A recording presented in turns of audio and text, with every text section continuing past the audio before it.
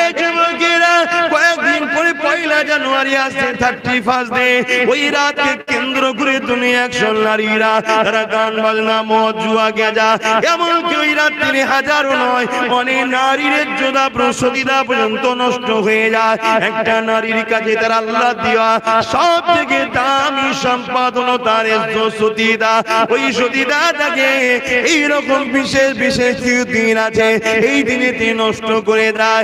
এ আমার কওমের ছেলে মেয়েরা শুনে রেখে দাও, 31 দিন বানানো প্রতিটা উম্মতে মুহাম্মাদির জন্য হারাম হারাম হারাম। ওই দিন উদ্দেশ্য করে খানা খেলে ওই খাবারটা খাওয়া তোমার জন্য হারাম। ওই শরীরে রক্তটা হারাম হবে, ওই রক্ত দিয়ে কখনো তোমার মাথায় ঢুকবে না। মসজিদটাকে বাঁচাতে গেলে কাকে সাপোর্ট করতে হয়, ওই রক্ত দিয়ে কখনো তোমার মাথায় ঢুকবে না। কবরস্থানের জন্য রক্ষা করতে গেলে কার পাশে থাকতে হয়। ওই হারাম খাবারকে তোমার রক্ত শরীরে ঢুকে গেলে আল্লাহর ওলিদের বাচ্চাদের সঙ্গে কিভাবে কথা বলতে এটা তোমার মাথায় ঢুকবে না। নবী আমার জানিয়ে দিলে আমার মাহবুবদের ঘরে যারা আঘাত দেবে, আল্লাহর ওলিদেরকে যারা আঘাত দেবে কষ্ট দেবে, তাদের ঘরে যারা গালিগালাজ করবে কটূক্তি করবে তাদের জন্য 3টে শাস্তি এখনো দুনিয়ায় যতদিন থাকবে শুধু নেই নেই নেই অভাব অভাব অভাব বাবা। দ্বিতীয় নম্বর হলো তার যেখানে যাবে সে সম্মান পাবে না, সে বুঝতেই পারবে না, এমন কিছু কিছু করে ফেলবে। সে যদি নিজে থেকে হয়ে যাবে, সে হয়তো চাইবে না এটা ঘটুক, কিন্তু তাকে আল্লাহ যদি করে দেবে।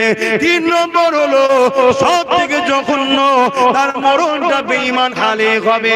এই যুবকদের বলে দিয়ে যায়, বাপেদের মায়েদের বলে দিয়ে যায়, রক্তের গরমে এমন কোনো কাজ করে ফেলবেন না, আল্লাহর অভিশাপে পড়ে যান, ইমানটা বরবাদ হয়ে যে জাহান্নামী না হয়ে যায়। সাথে সাথে এটাও বলি আমার মা বোনেদেরকে, দুনিয়া আপনাকে অনেক আনকালচার বলতে পারে, অনেক হয়তো বলবে ইসলাম নারীদেরকে স্বাধীনতা দেয়নি, তাদের শিক্ষার অভাব, না হয় জ্ঞানের অভাব, না হয় তাদের মানুষত্ব বলেই কিছু নয়। কেননা ইসলামই একমাত্র আমি মনে করি নারীদের মানে যে সম্মান দিয়েছে ওই সম্মানে 1 জাররা পরিমাণ পৃথিবীর কেউ দিতে পারেনি।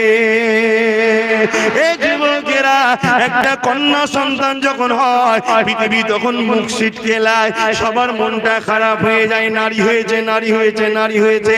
1500 বছর আগে যখন ইসলাম দেখে মানত না, এক আল্লাহকে যারা মানত না, যেমন করে পাথরের উপাসনা করত, তারা নারী জন্ম নিলে জেন্ত জেন্ত মেরে দিত।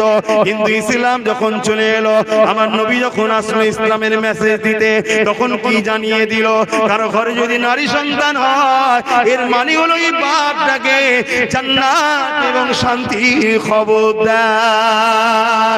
এই যুবকেরা যাদের ধারণা ছিল নারী অশুভ, নারী হত্যা করে দিতে হয়, নারীদের সমাজে কোনো মর্যাদা না, নারী তো শুধু ভোগের জিনিস, নারী শুধু কাজ করবে খেদমত করবে, তার কোনো ইজ্জত আবরু না, তার কোনো সম্মান নাই, তার কোনো অধিকার নেই, কথা বলার স্বাধীনতা নাই।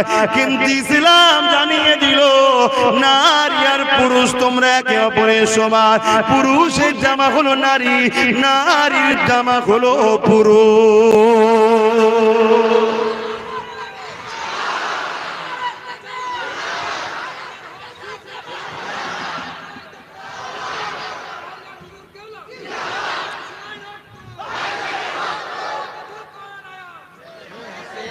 না না না না না আমি ভাই জানি থাক না বাবা, শের ফেলে পাবো না। ঠিক আছে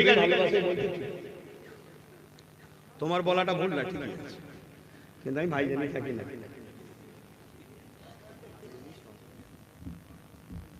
তুই খারাপ দিল না, কাউকে কষ্ট দিয়া কথা বলা ঠিক না। ব্যাপারটা হচ্ছে তোমার আবেগটা ঠিকই, এজন্য মানুষ শের বলে বা বাঘ বলে। উদ্দেশ্য হচ্ছে যাকে দেখে বা যার পর একে ভয় খাই সবাই, অর্থাৎ এখানে বলতে বুঝাচ্ছে কি যাকে দেখে জালিম ভয় খায়। কথা তোমার ঠিক, কিন্তু আমি ভাই হিসাবে থাকবো তোমাদের। কথা বুঝে আসছে না? নাই লিডার করে দেওয়া হয়তো সে থাকবে তোমাদের সাথে, আমি ভাই হিসাবে হুজুর হিসাবেই থাকবো। তবে কিন্তু সর্বসময় তোমাদের সাথে আছে, সর্বদিক দিয়ে তোমরা আমার সাথে আছো তো। ধোকা কখনো দিইনি, তোমরা দিচ্ছ না তো? আচ্ছা যদি মনে মনে আমি তোমায় ধোকা দিই, তুমি কি করে বুঝবে বলো? বলবে তো? যদি আমি দিই মনে মনে, তুমি কি করে বুঝবে? বলো আমার বুঝার তো দরকার নেই, আমার মালিক বুঝলেই যথেষ্ট, ঠিক না বেটি? তাহলে উল্টো ঠিক, তোমরা যদি আমাকে মনে মনে ধোকা দাও, আমারও বুঝার দরকার নেই, আমার মালিক তো বোঝে, ঠিক না বেটি? হ্যাঁ, আমরা সবকিছু করি কার জন্য?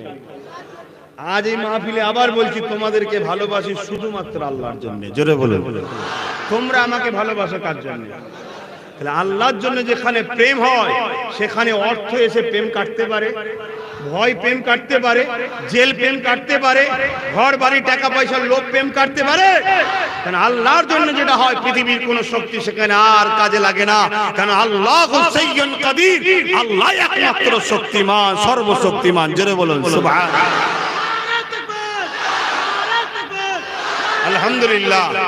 তাই তো আজ প্রমাণও আপনারা দিচ্ছেন আল্লাহ কারে, যেখানেই যাচ্ছি আল্লাহ কারে সব মাশাআল্লাহ মারহাবা দিবানা হয়ে আছে, সব আমার আল্লাহর পাগল, নবীর পাগল যেন আল্লাহ করে দেয়। বলুন আমিন।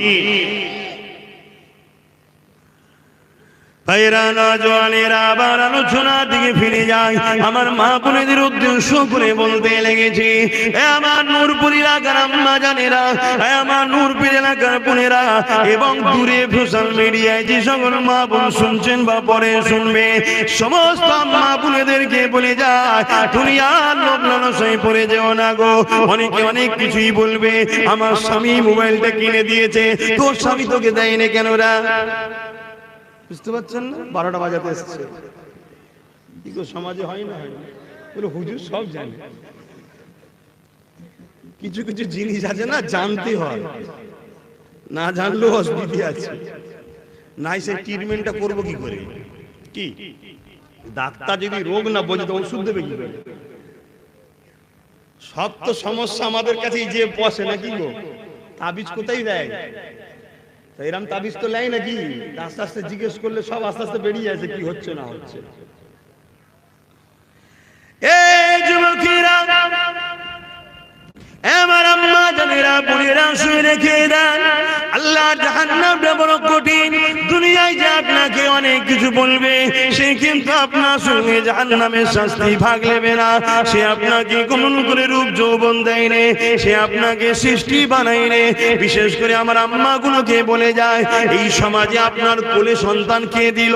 দুনিয়ায় আপনার সন্তান আল্লাহ দিয়েছে। যদি আপনার সন্তান না আল্লাহ দিত, সমাজ আপনাকে অনেক ছোট বড় কথা বলতো, শ্বশুর শাশুড়ি স্বামী আপনাকে অনেক বড় কথা বলতো, কিন্তু আল্লাহ আপনার মাথা হ্যাট করে দেয়নি। আল্লাহ আপনার কোলকে ভরিয়ে দিয়েছে।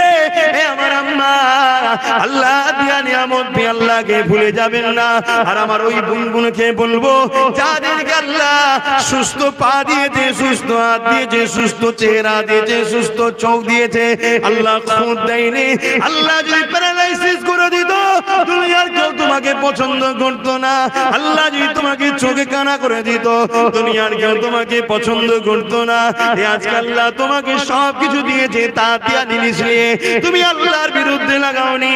তোমার জীবনে মাকসাদ একটাই হবে, আমার আল্লাহ দিয়েছে, আমার আল্লাহর রাস্তায় চালাবো। যে কাজ করলে আল্লাহ খুশি হয় সে কাজ করব। আমি আমার স্বামীর জন্য, অন্য কারো জন্য নয়। আমি দুনিয়া জমিনে কোরআন পড়বো এই জবান দিয়ে, এই চোখ দিয়ে কোরআন দেখবো, এই চোখে স্বামীকে দেখবো, এই চোখে মা বাপকে দেখবো, এই চোখে আমার সন্তানকে দেখবো। এইভাবে তুমি চলার চেষ্টা করো। দুনিয়া তোমাকে অনেক কিছু বলবে, আয় ঘরের বাইরে চলে আয়, তোকে চাকরি দেবো, আয় ঘরে চলে আয়, তোকে সমাজের লিডার নেত্রী বানিয়ে দেবো, আয় চলে আয় দুনিয়ার বাইরে, তোকে টাকা দেবো, ধন দৌলত দেবো।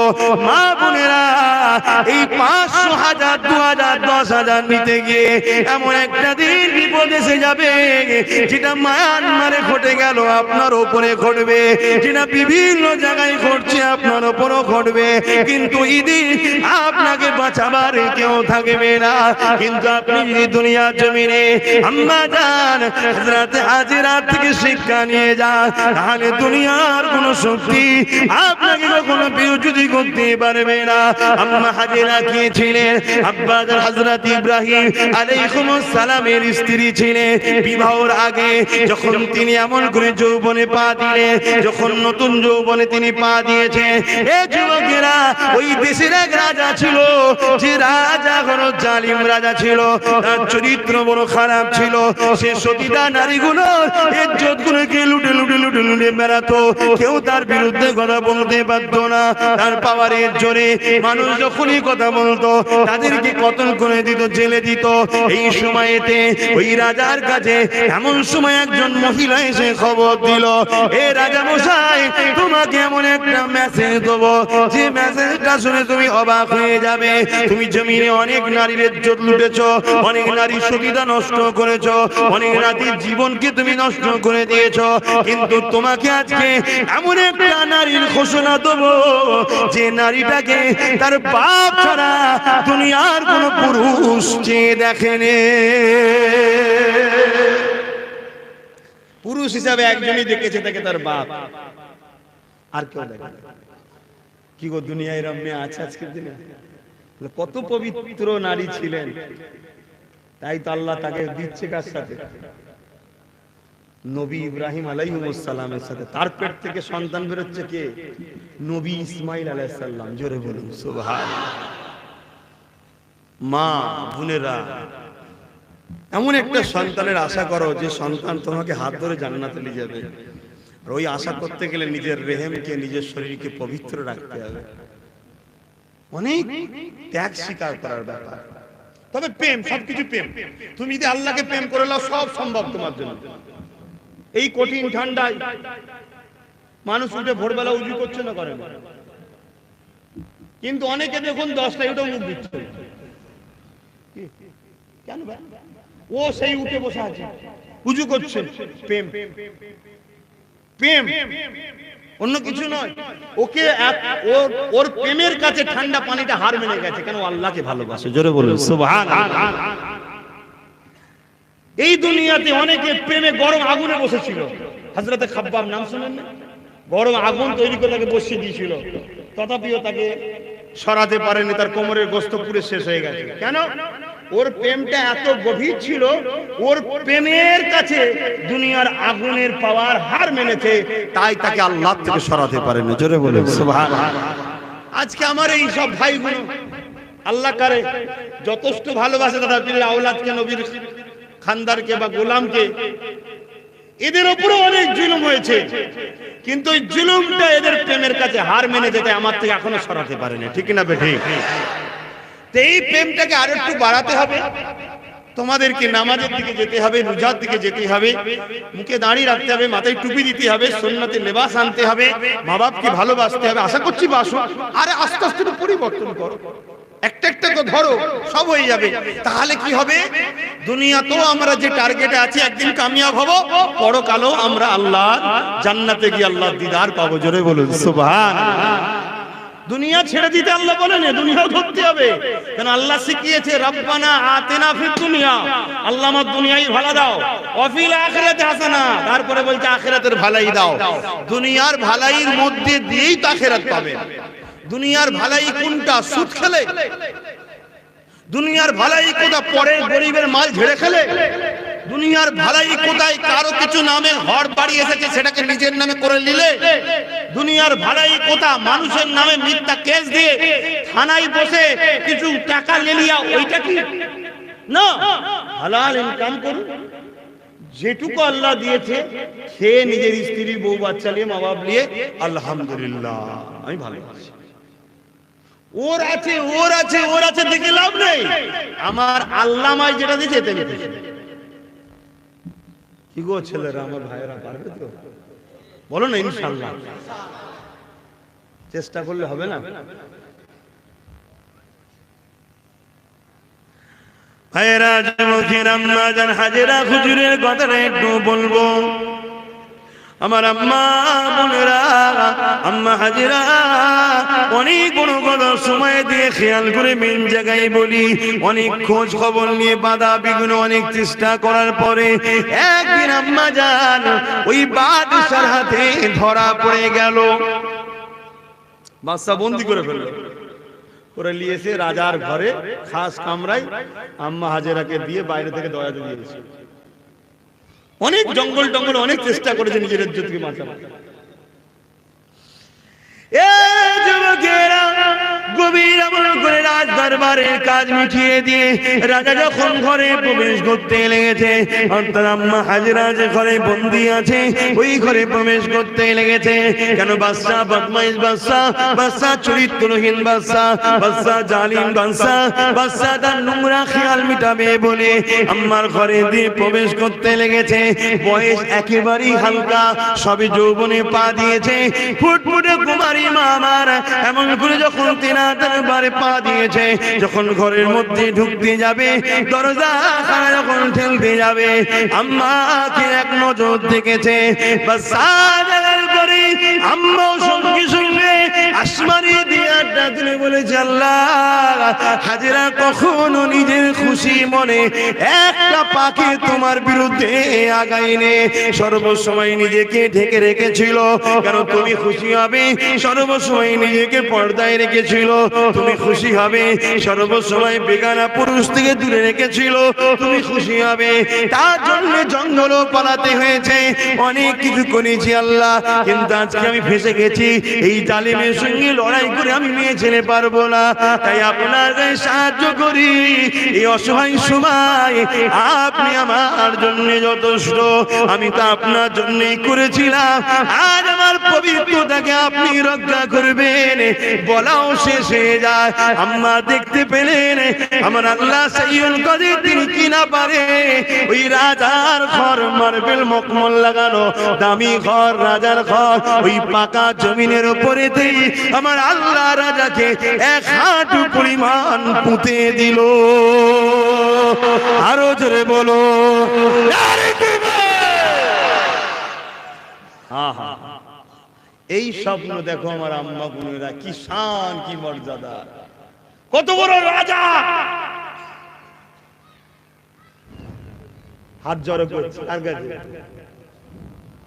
পুঁতে গেছে, হাত জড়ো করছে কার কাছে?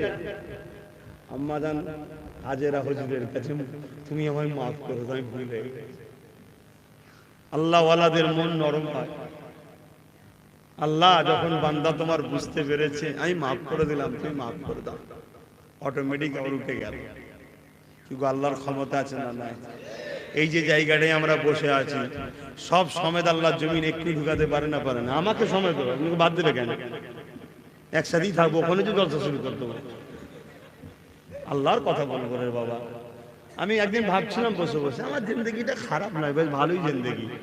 কেন? ঘুম থেকে উঠি, হয়তো ফজর বেলা উঠলাম, নামাজ পড়লাম, একটু কোরআন শরীফ তেলাওয়াত আল্লাহ যেটুকু করাই করলাম, তারপর একটু খাওয়া দাওয়া করলাম, ঘরের সংসারের একটুখানি এদিক ওদিক বা ওই সংগঠন বা নলেজ স্ত্রীর কাজ এদিক ওদিক করতে করতে দেখা যাচ্ছে 10টা বেজে গেল। গোসল করে দুপুরের নামাজ পড়ে খেতে খেতে চলে গেলাম জলসায়, যে ওয়াজ করলাম, আল্লাহ রসুলের কথা বললাম, ঘরে গেলাম, লোকজন থাকলে দেখা করলাম, তারপর আবার ঈশার নামাজ পড়লাম, খাওয়া দাওয়া করলাম, শুয়ে পড়লাম। কথা বুঝাচ্ছেন? এই রুটিন এর মধ্যে তো আল্লাহ কারো পাপ প্রাপ্ত হচ্ছে না। জিন্দেগিটা ভালো না খারাপ? ভালো, কিন্তু একটু কষ্ট হয়। তোমরা কেমন কত জায়গায় ঘুরতে যাও, আজ আমারও তো মন যায় এই শীতকালে একটুখানি কাশ্মীরে, কি বলে আরো সব অনেক জায়গায় বরফ পড়ছে, দার্জিলিংয়ে যাওয়ার সময় নেই, সব জলসা, দিনের খেদমত করতে করতে জিন্দেগি। কথা বলছি, তবে বেড়ানো খারাপ না, তোমাদের ভাবে বলছি বেড়ানো খারাপ না, কিন্তু খারাপ সেন্সে বেড়ানো খারাপ। তুমি বেড়াতে যাবে, আল্লাহর কুদরত দেখবে। কথা বুঝে আসছে? আল্লাহর কুদরত দেখতে দেখতে বড় মেয়ের দিকে তাকালে ওটা পাপ না? হ্যাঁ শুনি, এটা পাপ। এই চোখটা কে দিয়েছে? তুমি কেন দেখবে? হ্যাঁ একবার নজরে পড়েছে, মাথা হ্যাট করে দিবে। ওই মেয়েটাও ভাববে ছেলেটা ভালো, আর তুমি যদি ভালো ভালো করে দেখো বলি কি হয়, এই হাসবেনে বোঝার চেষ্টা করো, বাস্তব না বাস্তব না কি? আর তুমি যদি নিজের এতে থাকো, আমার আল্লাহ আমার জন্য যথেষ্ট। আর দ্বিতীয় নম্বর কথা, যাদের বিবাহ হয়ে গেছে তাদের তো আরো সাবধান। বিয়ে হয়নি তবুও একটু ফিসালিটি দিক ওদিক কি হবে না হবে জানি না, বিয়েওয়ালাদের তো আরো সাবধান থাকতে হবে। কি গো এইসব কথা বলছি খারাপ? আরে এটাও তো শরিয়াত রে বাবা, সব শিখাতে হবে তো।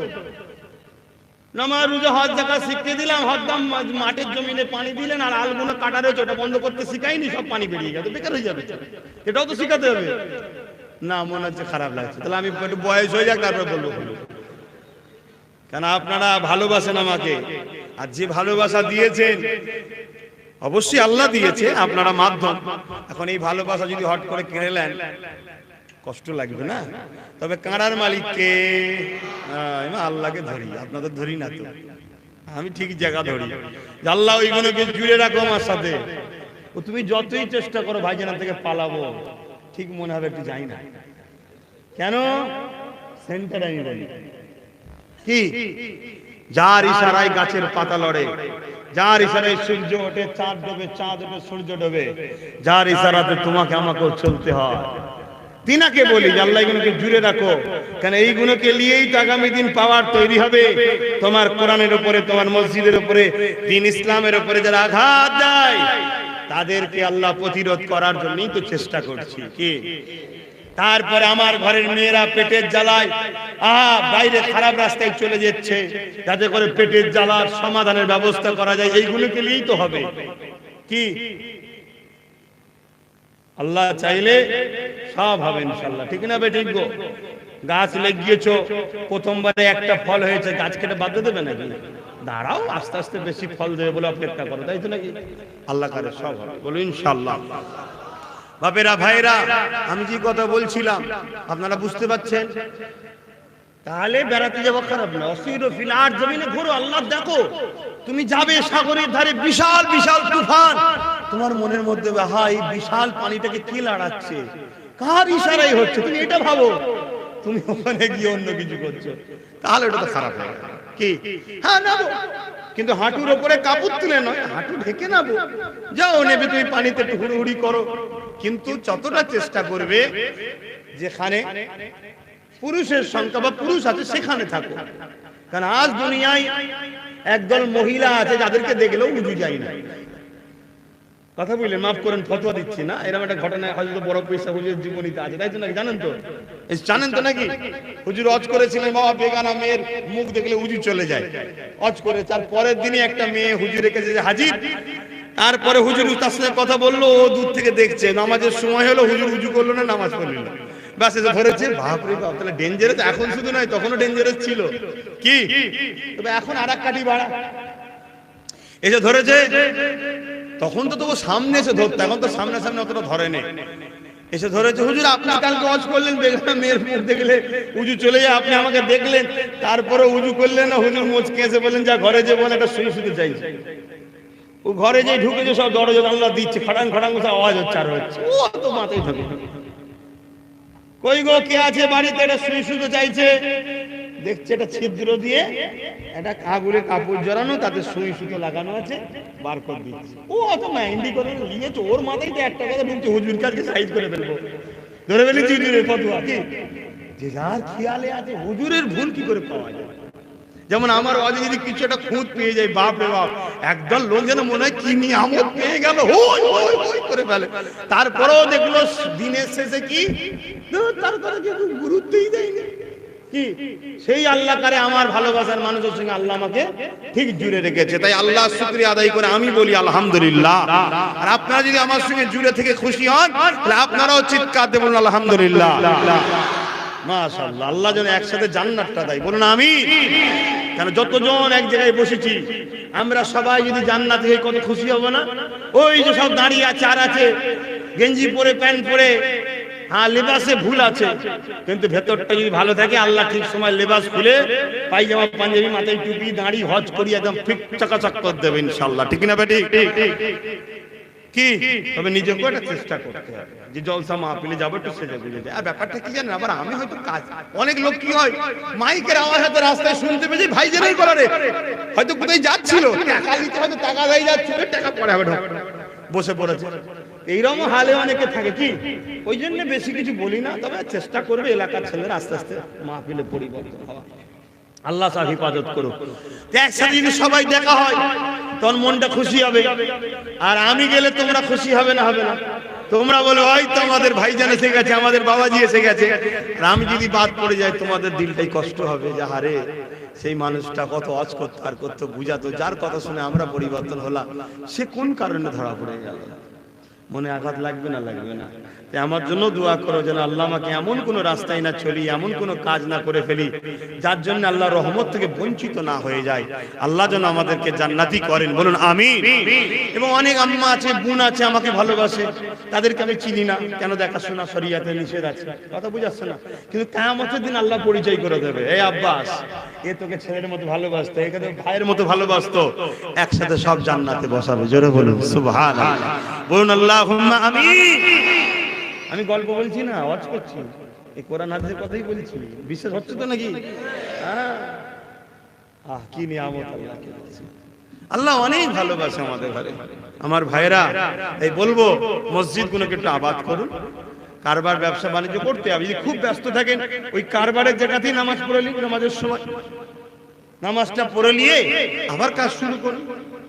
কি রোজার মাসে এক মাস রোজা রাখুন, এক মাস রোজা রাখুন, আর ওই রোজার মাসে যে যা নেশা করেন আস্তে আস্তে ছেড়ে দেবেন, গুটকা পান যে যা করেন আস্তে আস্তে ছেড়ে দেবেন। একেবারে আমি ছাড়তে বলছি না, একটু একটু মাঝে মাঝে পান বা গুটকা নয়, পানটা একটু একটু খেতে পারেন, কারণ ওটা আমিও খাই তো মাঝে মাঝে, ওটাকে ছেড়ে দিতে বলে দিলে আমাকেও ছাড়তে হবে। তুমি যেটা করো না অপরকে সেটা বলো না, ওটা তো আমি করি, তোমার শিখাবো কি করে? ওটা একটু একটু মাঝে মাঝে খাবেন, বেশি খাবেন না, কেন পানের পাতাতে আর চুনেতে উপকার আছে। সুপুরি জর্দাটা ক্ষতি, কিন্তু জর্দাটা না দিলে আবার কষ কষ লাগে, তারপরেও না খাওয়াটা ভালো। কি তো যাই হোক, নূরপুর তো একদম ঘরের জায়গা, ওই জন্য একটুখানি নিজের মনে করে আলোচনা। আমার আব্বারা কি খারাপ লিখছেন? আব্বা কি খারাপ লিখছেন? আমার আব্বাটাকে জিজ্ঞেস করছে যে ভেতরে ঢুকে পড়েছি, বেরোতেও পেয়েছি না, কি বলছি বলি, এরা মনে করছেন নাকি? কি করবো আব্বা, আপনার ছেলে আমাদেরই ভাই, আমিও আপনার ছেলে, বুঝাচ্ছি যে কি একসাথে হতে পারি, একসাথে জান্নাত যাব ইনশাআল্লাহ। বলুন, চিৎকার দেবেন ইনশাআল্লাহ। আমার আল্লাহ রহমত বড় না গজব বড়, তাহলে আমরা জান্নাতে যাব, বলুন ইনশাআল্লাহ, বলুন ইনশাআল্লাহ। তবে জীবনে একটা মাকসাদ রাখবেন, আল্লাহকে খুশি করা, আল্লাহকে রাজি করা। গুনাহ হলে মাফ হয়, ইসলামের ক্ষতি হলে মাফ না। আপনার চলনে বলনে কথাতে স্লোগানে এমনটা না হয় ইসলামের ক্ষতি না হয়ে যায়। কথা বুঝে আসছে? এটা মনে রাখবেন। আল্লাহ আমাদের সকলকে বুঝার তৌফিক দিন। আর কথা বাড়াতে পারছি না, কারণ নামাজের ব্যাপার আছে। কথা বুঝে আসছেন না? আম্মা জান খাদিজা হুজুর কি বলে, হাজেরা হুজুরের কথাটা বলবো, নামাজটা পড়তে হবে তো। আব্বারা কি বলছেন ওটা বলবো, কিন্তু নামাজটা পড়তে হবে তো, নামাজের সময় আছে অবশ্য। আচ্ছা হুজুর আম্মা জানের কথাটা বলে দিই। হ্যাঁ হ্যাঁ, আল্লাহ পাক সাহায্য করেছেন, ও বললো আমাকে মাফ করে দে বাবা। মা আম্মা হাজেরাকে বলছে, হাজেরা আমায় মাফ করে দাও। আম্মা জান মাফ করে দিলেন, আল্লাহকে জমিন থেকে তুলে দিল, ও আবার বাইরে চলে গেলেন ঘরে। কিন্তু শয়তানের খেয়াল, তো শয়তানের খেয়াল ব্রেনে আবার অসুয়াশা এসছে, ফিরে আসা তো সহজ নয়। আল্লাহ আমাদেরকে হেদায়েত করুক, বলুন আমিন। শয়তানের খেয়াল আবার দেখেছে এক ঝলক আম্মাকে, সেই সময়ে আম্মা মানে অদ্বিতীয় দেখতে ছিলেন, আল্লাহ পাক এত সুন্দর তিনাকে বানিয়েছিলেন, বলুন আল্লাহুম্মা আমিন, বলুন আলহামদুলিল্লাহ। তো ভাইয়েরা আমার, তো বদমাইশ আবার গেছে, যখনই গেছে আম্মা আবার ভাত তুলেছে, আল্লাহ আপনি আমায় সাহায্য করুন, এক কোমর পর্যন্ত, বলুন সুবহানাল্লাহ, বলুন না সুবহানাল্লাহ। ও আবার বলছে, হাজেরা আমায় মাফ করে দিন। আম্মা আবার মাফ করে দিয়েছে। আল্লাহ ওয়ালাদের আদর্শ হলো এটা, যদি কেউ তার কাছে ভুলও করে ফেলে ক্ষমা চাইলে ক্ষমা করে দেয়। বাপেরা, নওজওয়ানেরা, মারা বোনেরা, ওই সময় দেখা যায় আম্মা হাজেরা যখন মাফ করে দিল, আল্লাহ পাকে দোয়া জানিয়ে দিলেন, ও রাব্বি আল্লাহ, ক্ষমা চেয়ে নিয়েছে, মাফ করে দেন আল্লাহ। মানুষই তো ভুল করে ফেলে, সঙ্গে সঙ্গে আবার আল্লাহ জমিন থেকে তাকে তুলে দিল।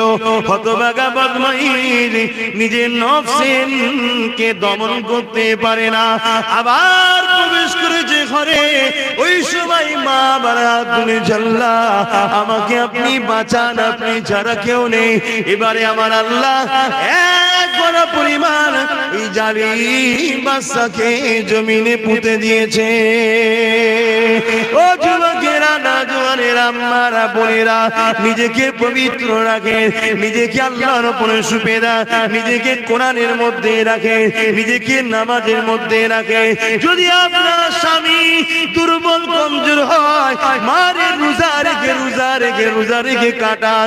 তরাপিও দুনিয়ার চক্রান্তে পড়ে পাপ রাস্তায় চলে যাবেন না। যদি আপনার স্বামী ইনকামও কম হয়, তার কাছে বড় বড় দাবি করবেন না, তাকে আপনি বোঝার চেষ্টা করেন। আর স্বামীদেরকে বলে যায়, আল্লাহ তোমাকে যে ইনকামটা দিচ্ছে বাইরে বাইরে ফালতু খরচ করার জন্য নয়, ওটা তোমার স্বামীকে, তোমার স্ত্রীর জন্য, তোমার স্ত্রী দেখাশোনার দায়িত্ব তোমার। তাই ফালতু খরচ না করে তোমার হালাল রুজিটা তোমার স্ত্রী, তোমার বাচ্চা, তোমার মা বাপের পিছনে খরচ করো। তুমি যখন তোমার স্ত্রীর পিছনে খরচ করবে, তাকে কাপড় কিনে দিবে, তার খাওয়া দাওয়া চিকিৎসা দেখবে, তার থাকার সুন্দর ব্যবস্থা করার জন্য খরচ করবে। এ স্বামীরা শুনে রেখে দাও, ওই খরচটাকে আল্লাহ তার রাস্তাতে খরচের সঙ্গে শামিল করে দেবে।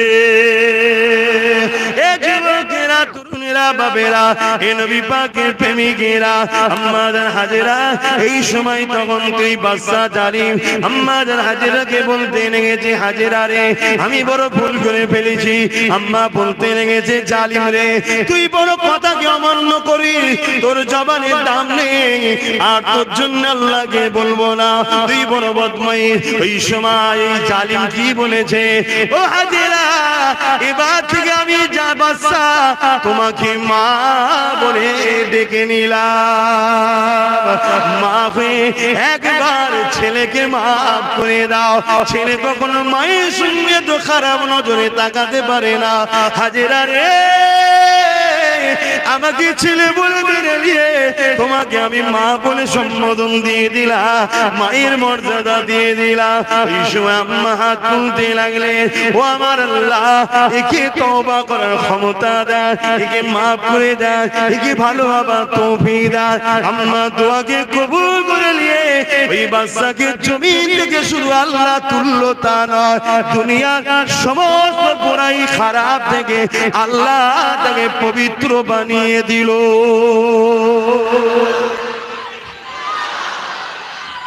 আল্লাহ ভাইরা আমার, জিন্দেগির মাকসাদটা বুঝতে হবে। আমাদের জিন্দেগির মাকসাদ কি? প্রত্যেকটা মানুষের একটা লক্ষ্য থাকে, ঠিক না বেটি? আগে লক্ষ্য ঠিক করো, টার্গেট ঠিক করো, তারপরে সেই জায়গায় পৌঁছাবার জন্য আপ্রাণ চেষ্টা করো। যখন পৌঁছে যাবে সাকসেসফুল, তখনই তোমার আনন্দ হয়, ঠিক না বেটি? কিন্তু এই জায়গা পর্যন্ত পৌঁছাতে গিয়ে তোমাকে অনেক মেহনত করতে হয়, অনেক কষ্ট করতে হয়, অনেক পরিশ্রম করতে হয়, তারপরেই কিন্তু তুমি সেই সাকসেসফুল হও, ঠিক না বেটি? কেউ যদি টার্গেট ঠিক করে চেষ্টা করে, সে সাকসেসফুল হয় না হয় না? কথা বলুন, হয়। তা আমাদের টার্গেট, আমাদের লক্ষ্য, আমাদের জিন্দেগির মাকসাদ কি বলুন?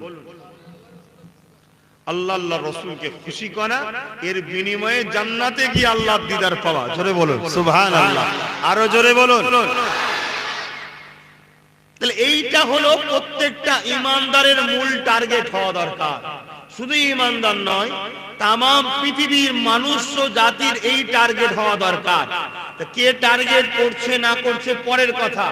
আজকে যতজন এই মাহফিলে এসেছেন আর আমার আম্মা বোনেরা যারা শুনছেন, তাদেরকে উদ্দেশ্য করে বলবো, আজকে দোয়া শেষে তওবা তো পড়ানো হবেই, এক্ষুনি বসে বসে টার্গেট ফিক্সড করুন যে আমার জীবনে আজ থেকে একটাই টার্গেট, আল্লাহ আল্লাহ রসুলকে খুশি করা, তার বিনিময়ে জান্নাতে গিয়ে আল্লাহ দিদার পাওয়া। জোরে বলুন সুবহানাল্লাহ। তাহলে টার্গেট পাকা তো নাকি? এবারে টার্গেট যখন আল্লাহ আল্লাহ রসুলকে খুশি করা, এই খুশি করতে গেলে তোমায় কি করতে হবে? সে রাস্তায় চলা। তাতে ডায়ে বায়ে আগে পিছনে কে আছে সাথে, কে নাই, কি ফাইসাল্লা হবে কি হবে না, কত বাধা আসবে না আসবে, ও সব কিচ্ছু ভাবলে হবে না। আগুন সামনে চলো, সাগর সামনে চলো, পাহাড় সামনে চলো, লোহার বেড়ি পায়ে চলো, মৃত্যু সামনে চলো, কোনো দিকে তাকালে হবে না। আমি আমার লক্ষ্য স্থলে পৌঁছাবো, আল্লাহ আল্লাহ রসুলকে রাজি করা। জোরে বলুন সুবহানাল্লাহ। আমার যুবকেরা, আমার আব্বা জানেরা, আম্মা জানেরা, আমার বোনেরা, আপন বলে বলছি, এই পৃথিবীতে সব একটা লোভ লালসা ধোঁকা, কেউ আপন নয়। আর এই সব কিছুই আল্লাহ দিয়েছে, জমি জায়গা, ধন দৌলত, স্ত্রী, স্বামী, সন্তান, এসব আল্লাহ দিয়েছে। লোভ, কথা বুঝছেন?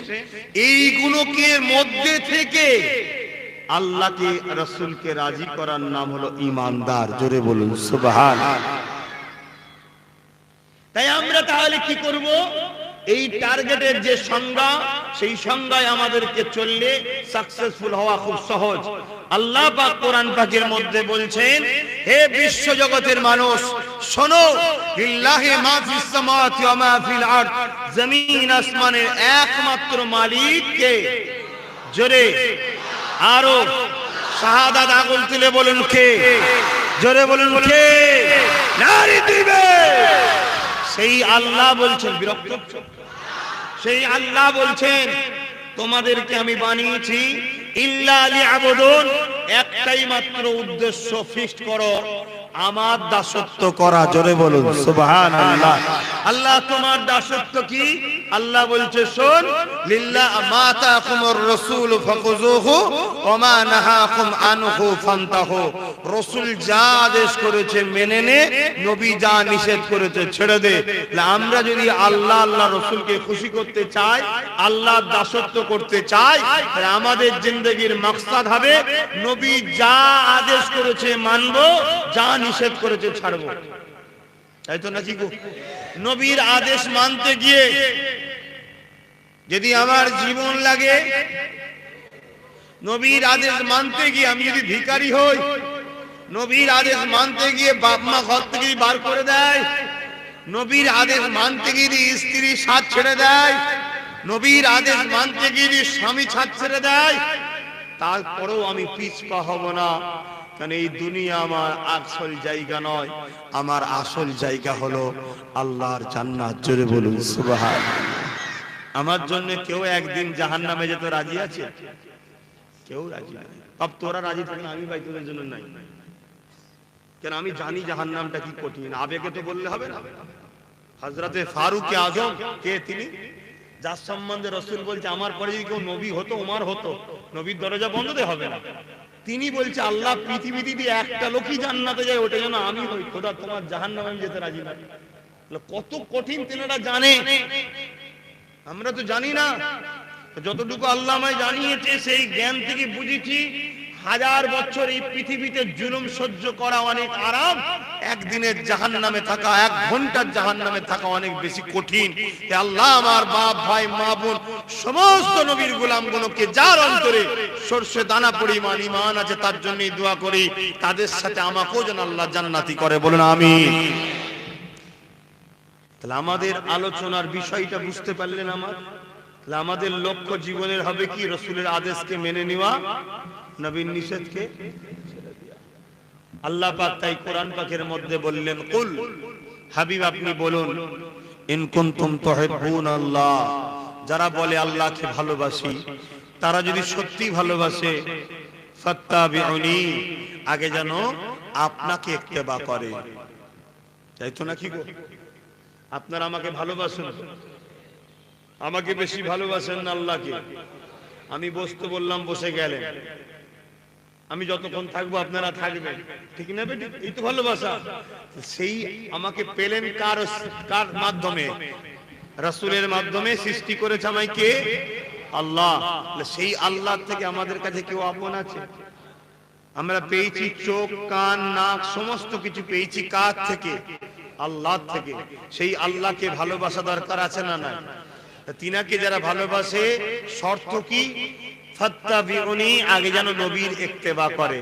নবীর ইত্তেবা, নবীর মুহাব্বত, নবীর ভালোবাসা, নবীর অনুসরণ যারা করবে তাদের ঘরে আল্লাহ বলেছেন ইউহিব্বুকুমুল্লাহ, আমি আল্লাহ তাদেরকে ভালোবাসবো। জোরে বলুন সুবহানাল্লাহ। তোমরা কি চাও আল্লাহ তোমাদেরকে ভালোবাসুক? তাহলে তোমাদের কাজ কি? নবীকে ইত্তেবা করা, অর্থাৎ নবীর আদেশকে মেনে নেওয়া, নবীর নিষেধকে ছেড়ে দেওয়া। কটা আদেশ মানবেন বলুন?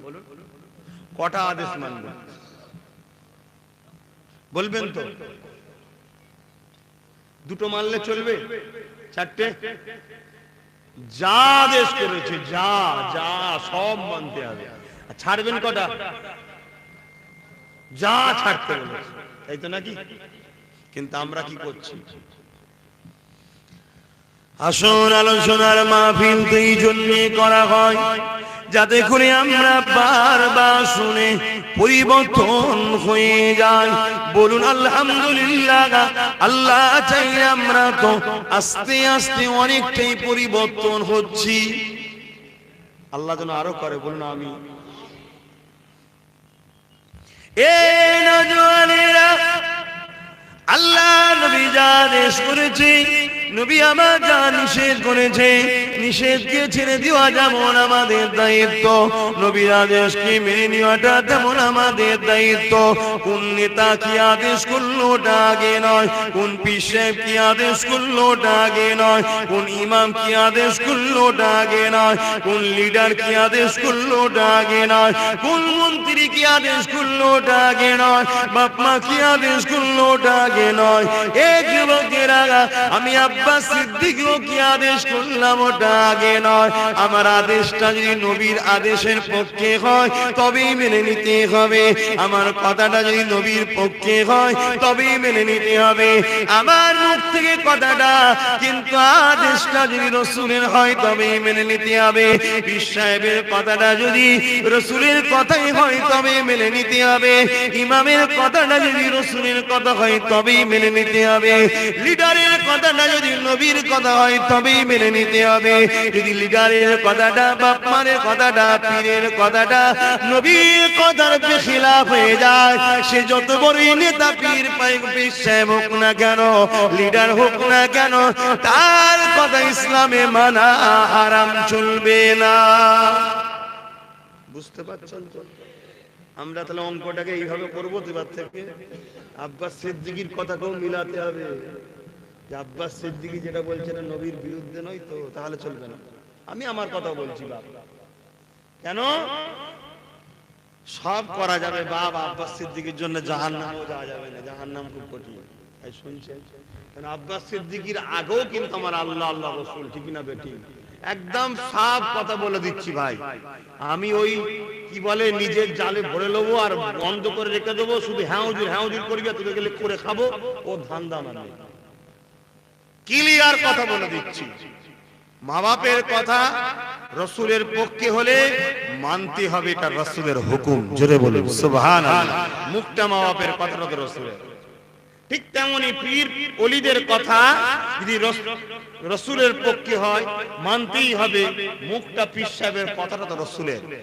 ঠিক তেমনি তোমার লিডারের কথাও যদি রাসূলের বিরুদ্ধে দাঁড়িয়ে যায় ও কথা মানা যাবে না। আর পক্ষে যদি হয় বাধা দেয়নি, কথাকে ক্রস করছে না, তাহলে সেই কথা মানতে কোনো অসুবিধা নাই। আর যদি বিরোধী হয়ে যায়, তুমি যদি মানো, তাহলে যা আদেশ করেছে মানা হলো না, তাহলে তোমার ঠিকানা কোথায় হবে? আমার আলোচনা অসুবিধা হচ্ছে।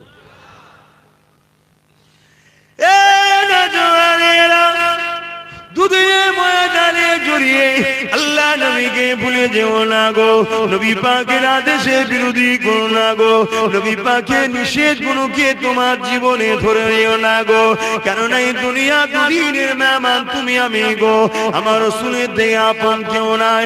আল্লাহ তোমার আমার জন্য নবী পাককে বড় দয়ালু করে পাঠিয়েছে গো, ওমা আরসালনাকা ইল্লা রাহমাতাল লিল আলামিন। আল্লাহ আমার নবী পাককে তাম আলমের জন্য দয়া করেছে।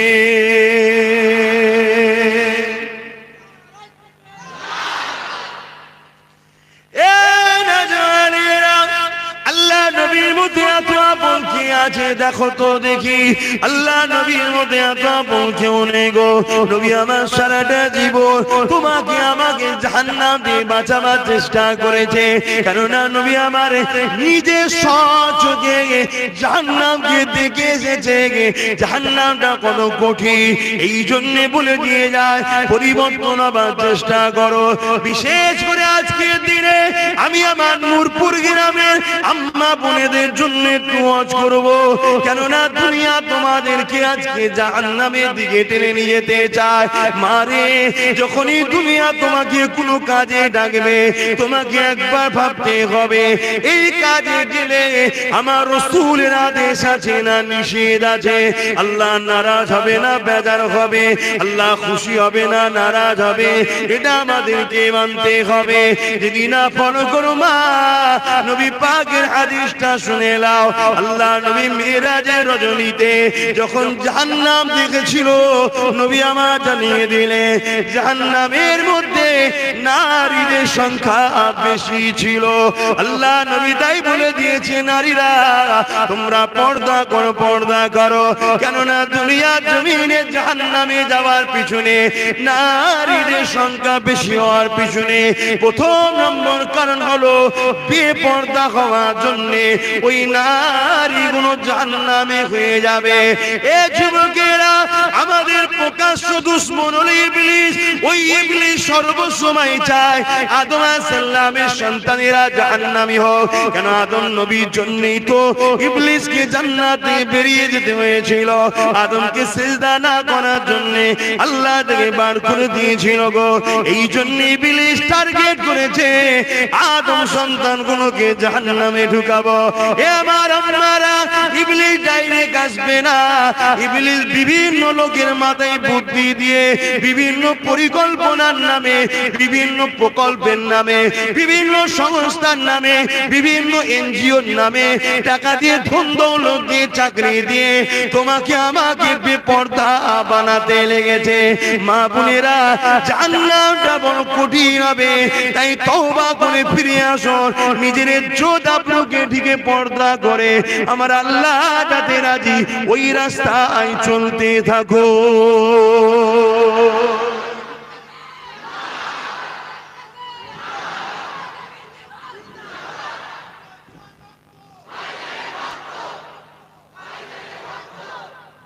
এই স্লোগানটা দিলে একটা কথা মনে পড়ে যাচ্ছে এখন, ওটা নাকি অন্য জায়গায় হচ্ছে,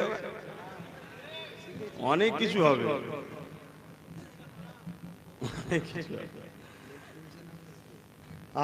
যাক, আল্লাহ সব মাফ করুন। তাহলে আমার আম্মা বোনেদের ঘরে ফিরে আসতে হবে। আচ্ছা, আমরা কি চাই আমার আম্মা গুলো জাহান্নামী হোক? এই যুবকরা চাও? প্রত্যেকটা যুবকের দায়িত্ব তার আম্মাকে বুঝানো, আম্মা আপনি বেপরদায় বাইরে বেরোবেন না, স্বামীর কথার অবাধ্য হবেন না, আর ইসলাম যেটাকে অপছন্দ করে টিভি দেখা, পরের বাড়ি থেকে সিরিয়াল দেখা, এগুলো আপনি করবেন না। এটা প্রত্যেকটা বাচ্চা তার মাকে তো আদর সাথে ভালোবাসার সাথে বোঝানো দরকার। আমি যেমন বুঝাচ্ছি মাইকের আওয়াজে, তোমার মা গুলোকে আমার মা মনে করি বলেই বুঝাচ্ছি তো, নাকি না তোমার মা জাহান্নামে যাবে আমার কি বুঝাবার দরকার না? তোমার মাটাকে আমি তোমায় ভাই বলেছি, তোমার মাটাকে আমার মা বলে মেনে নিয়েছি, তাই মাইকের আওয়াজে তাদেরকে বুঝাচ্ছি। কেন প্রতি বাড়ি বাড়ি তো যাওয়া আমার দ্বারা সম্ভব না, ঠিক না? তোমরা শুনে গিয়েও তো একবার বুঝাও মাকে, বুঝাও।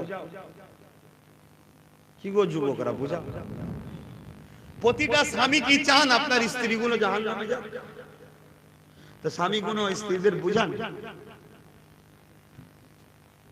কি গো বলবেন তো? আমার জিজ্ঞেস করছি বলে বিরক্ত হচ্ছেন? বুঝাতে হবে তো।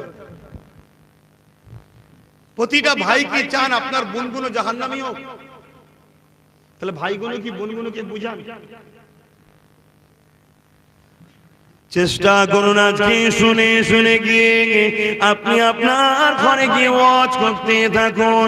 ওয়াজ শব্দের বাংলা মানে হলো ভালো কথার উপদেশ দেওয়া।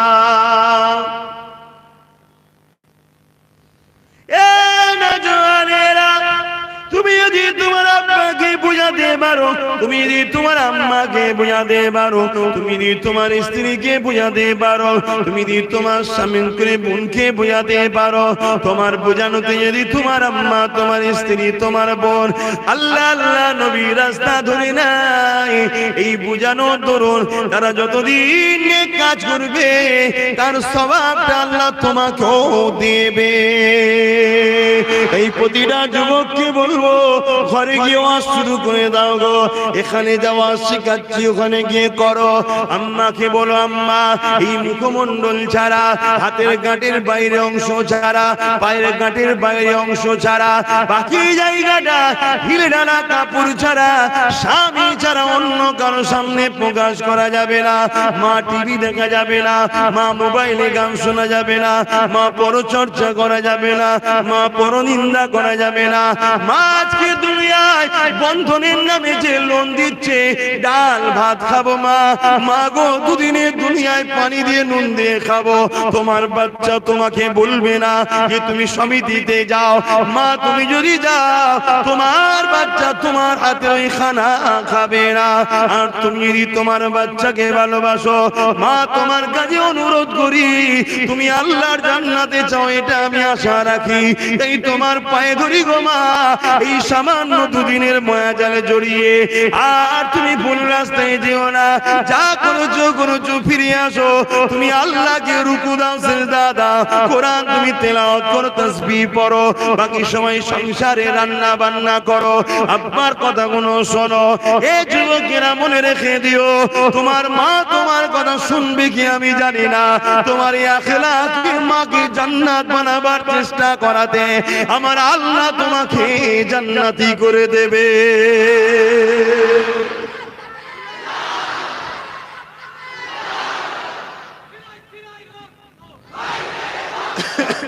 প্রকৃত প্রেম তো এইটাই, যেমন মা জান্নাতি হোক। তা তুমি তাহলে প্রকৃত প্রেম করছো, মাকে ভালোবাসছো, আল্লাহ খুশি হয়ে যাবে। আর মাকে যে ভালোবাসে তার ঠিকানা কোথায়? মান রাদিয়ানহু ওয়ালিদাহু ফালান আনহু রাদিন, সে জান্নাতি হয়ে যাবে। জোরে বলুন সুবহানাল্লাহ। এ যুবকেরা, যে যা ঘরে গিয়ে স্ত্রী গুলোকে বোঝাও, তাকে তোমরা যদি ভালোবেসে বোঝাও, খবরদার ঝগড়া করে নয়, চোখ দেখিয়ে নয়, মানবতা প্রেম সব থেকে ওপরে গো। তাকে প্রেম ভালোবাসায় বোঝাতে লাগো। আমি তোমার স্বামী হই, তুমি ইসলামের মান্যওয়ালা, আল্লাহ নবী জানিয়ে দিয়েছে এ নারীরা, যদি তোমাদের ঘরে সিজদা কাউকে করতে বলা হতো আল্লাহ ছাড়া, তাহলে স্বামীদেরকে সিজদা করতে বলা হতো। কিন্তু আল্লাহ ছাড়া কারো কাছে মাথা নত করা যাবে না। তাই তোমরা খবরদার করা যাবে না জানিয়ে দিয়েছে।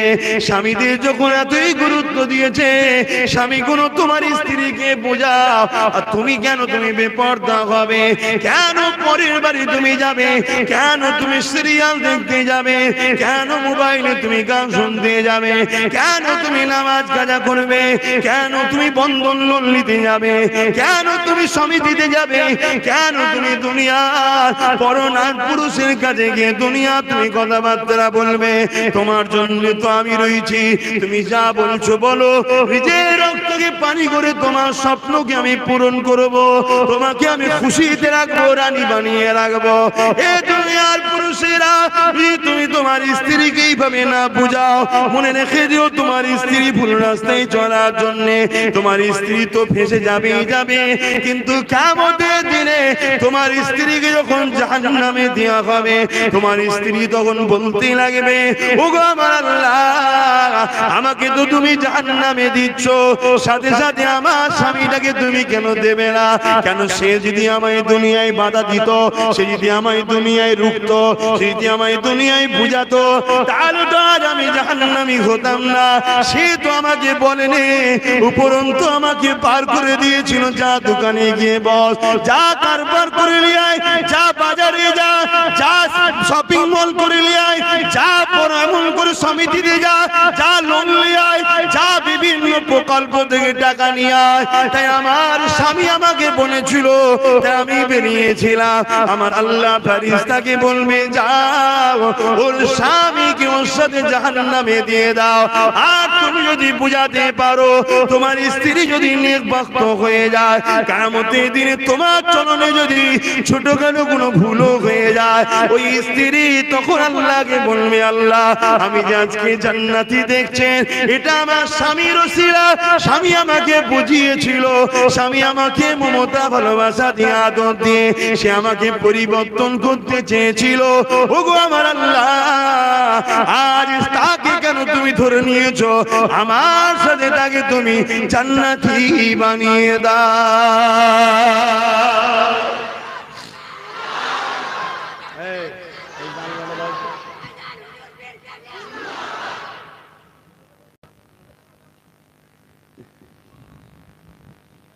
কি হবে আল্লাহ জানে, কি দুনিয়া এসে গেল, আল্লাহ মাফ করুন।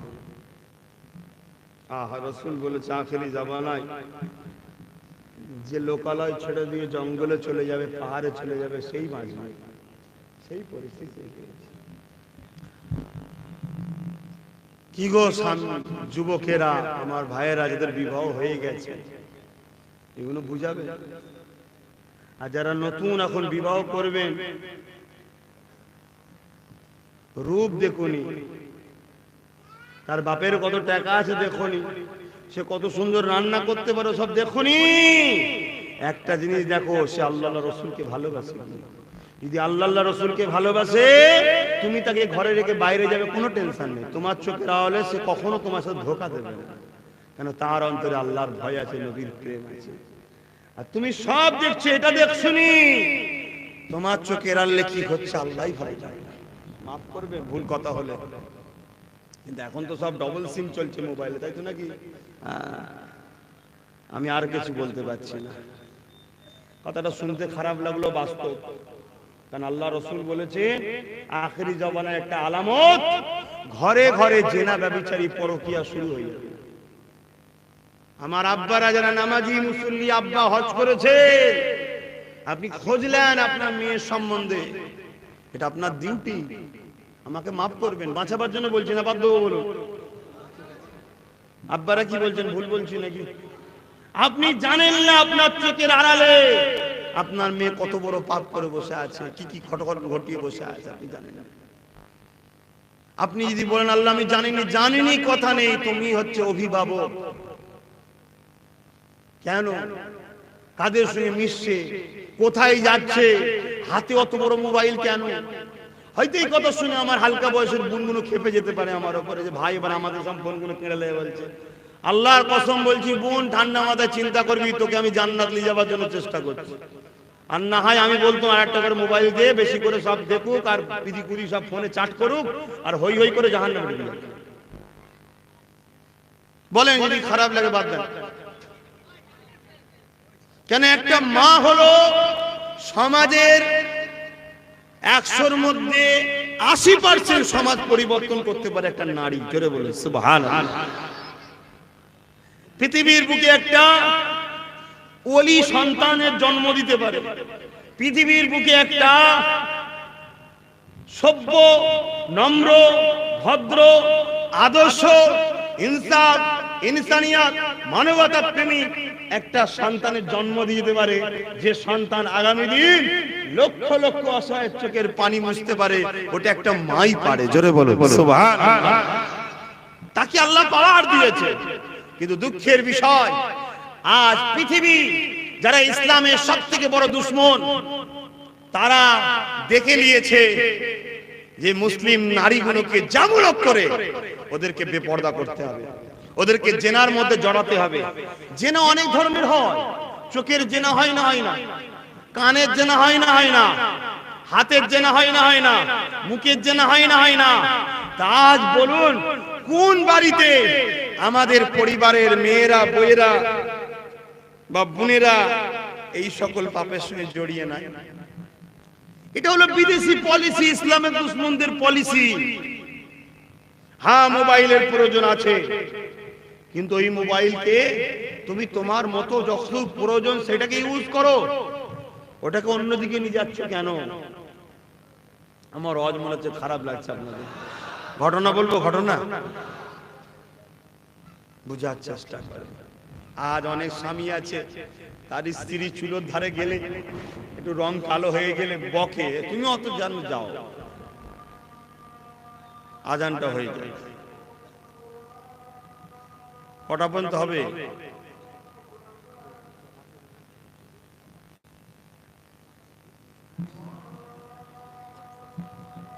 কটা পর্যন্ত হবে?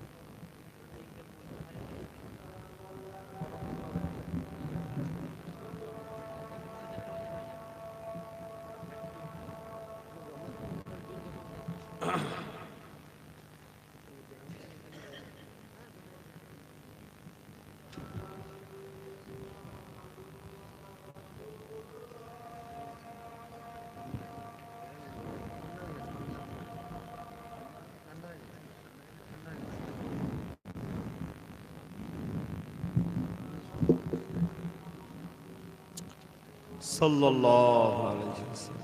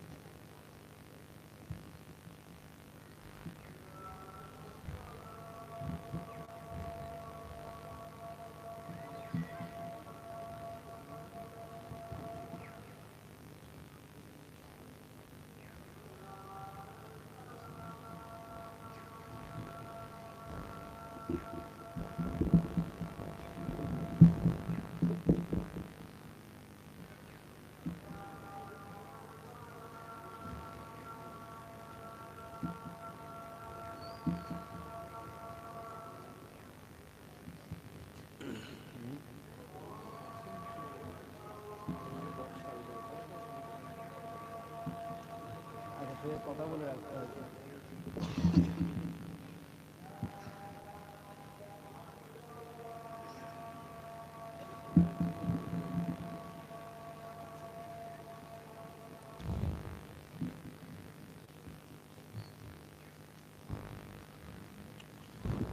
বাপ ভাই আমার, ইনারা কি আলোচনা করেছেন মসজিদে সেটা আমি জানি না, অনেক জায়গায় মাহফিলে যেসব জায়গায় হয়, ওই আজকের দিনের জন্য মসজিদের সঙ্গে কথা বলে রাখে যে 4টে পর্যন্ত মাহফিল হওয়ার কথা, তারপরে জামাত হবে। ইনারা কি বলেছে জানি না, তবে মাহফিল 4টে পর্যন্ত হবে, তারপরেও 40 মিনিট অফ থাকে আসলে। কথা বুঝে আসছে? আমরা নামাজ পড়বো, মসজিদের সঙ্গে কি বলেছে আমি তো বুঝতে পারছি না। অনেক অনেক জায়গাতে কথা বলে রাখে, এগুলো কথা বলে রাখতে হয়, কারণ আমরাই তো মুসল্লি, আমরাই নামাজি, আমরাই সবকিছু। সবকিছুর আগে এলেম শিক্ষা করা, সবকিছুর আগে কি? এলেম। নামাজ, রোজা, হজ, যাকাত, দান, খায়রাতের আগেও জ্ঞান শিখতে হবে, জ্ঞান, এলেম। আজকের দিনের জন্য যেসব জায়গায় মাহফিল হয়, খাস করে ওই দিনটার জন্য, বা আগে তো যখন রাত্রিরে মাহফিল হতো, অনেক সময় ঈশার নামাজকেও পিছিয়ে দেওয়া হতো, অনেক জায়গায় হয়, আমাদের দরবারেও যখন জলসা হয় ঈশার নামাজকে খাস ওই দিনের জন্য পিছিয়ে দেওয়া হয় বা আগে করে দেওয়া হয়। কথা বুঝে আসছে? আজকে 4টে পর্যন্ত আলোচনা হওয়ার কথা, তারপরে ইনশাআল্লাহ আমরা নামাজ আদায় করব। দরুদ শরীফ আল্লাহুম্মা সাল্লি আলা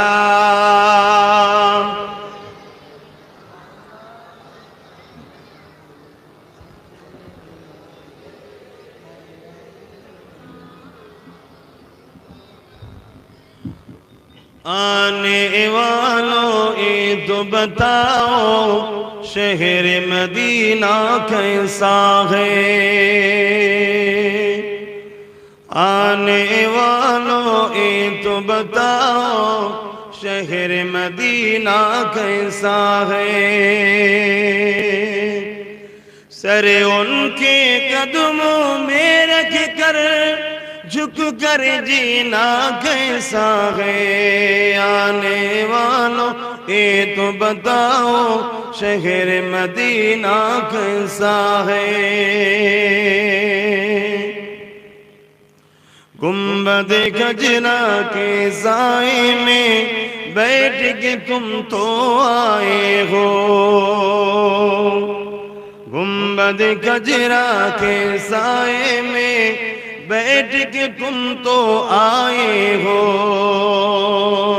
اس سائے میں رب کے آگے، اس سائے میں رب کے آگے سجدہ کرنا کیسا ہے، آنے والوں یہ تو بتاؤ شہر